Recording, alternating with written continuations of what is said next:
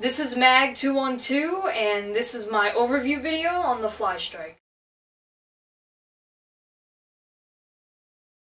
In this video I'm going to be covering the modifications I did to this gun. I'm going to talk about the paints and show you it firing. So for the modifications to the Rapidstrike, this is a Rapidstrike with a Firefly stock and a rough cut integrated up front. For the Rapidstrike, I didn't do anything different than usual. I removed the thermistor and rewired it so that I can use upgraded voltage.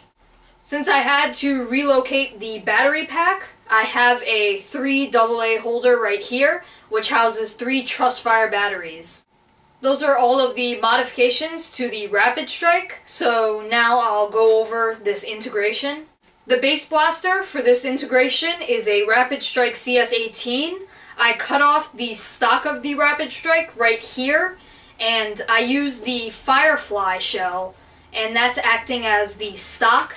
And it's very comfortable, and it's extended very far, so it's very comfortable. In my other video, I show you exactly how I made this, so if you want to know exactly, go check out that video.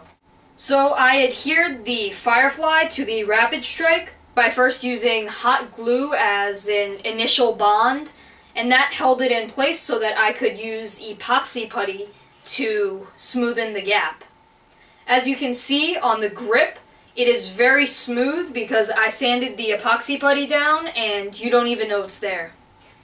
Internally, I have liquid epoxy, epoxy putty, and hot glue holding the shells together, so they're very stable and it's not going to break. Onto the rough cut, I did not internally modify the rough cut. This is different than a usual rough cut integration because usually you just integrate the rough cut underneath the bottom tactical rail of the Rapidstrike. What I actually did was I made it more streamlined by cutting into the battery tray of the Rapidstrike, and that's why I had to relocate the batteries. The rough cut has been elevated into the battery tray, so it looks more streamlined and it's very close to the Rapidstrike. I just cut up into the battery tray, stuck the rough cut in there, and used CPVC on the sides to fill the gap. And then I put epoxy putty on the outside to smoothen it out and make it stronger. Now that I've gone over all of the modifications, I'll go over the LEDs. The switch for the LEDs is located here. This is the traditional Firefly switch. It actually came with the Firefly, and it's very convenient that way because I don't have to make my own switch. I've added 2 LEDs to the teeth up front of the Rapidstrike. It's the exact same on the other side. I have 2 on each side and they're pointed toward the center so that you can diffuse the light better. As well as there, I also have 4 at the access door. And if you notice, I don't actually have an access door. I took out the access door because I'd much rather have it light up than actually have a functioning access door. I also have LEDs in the top strip right here of the Firefly, 3 here, and 2 on the side right here. The LEDs are all run off a 9-volt battery, which is conveniently located in the battery pack for the Firefly.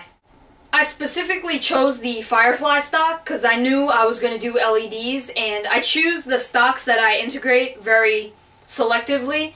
I integrated a Raven stock into my Rapidstrike once. That's my Zenith. Go check out that video. But I integrated the Raven stock because I wanted to run the Rapidstrike off of the 4 AA batteries, so I just rewired the battery to the Raven battery tray. If you want to see how to wire LEDs in your Nerf gun, I have a tutorial, but that covers everything for the LEDs, so now I'll get into the paints that I used for this gun.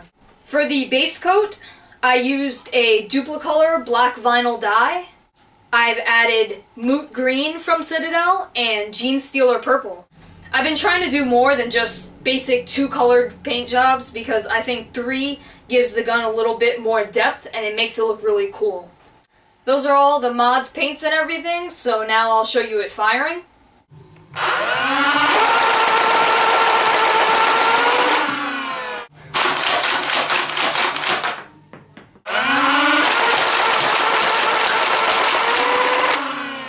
And yes, I have moved back in my firing demos because people have requested that I stand further back so that you can truly assess the velocities of the Nerf guns. The reason I can't stand really far back is because one of two reasons. One, I don't have that much room, so it's kind of hard for me to shoot at something really far away. And I also want to have a clear background and kind of nothing distracting so you could really see the darts. So overall, I really like this gun. It's a really cool modification, and I would definitely recommend integrating the Firefly stock into the Rapidstrike because it's very, very comfortable.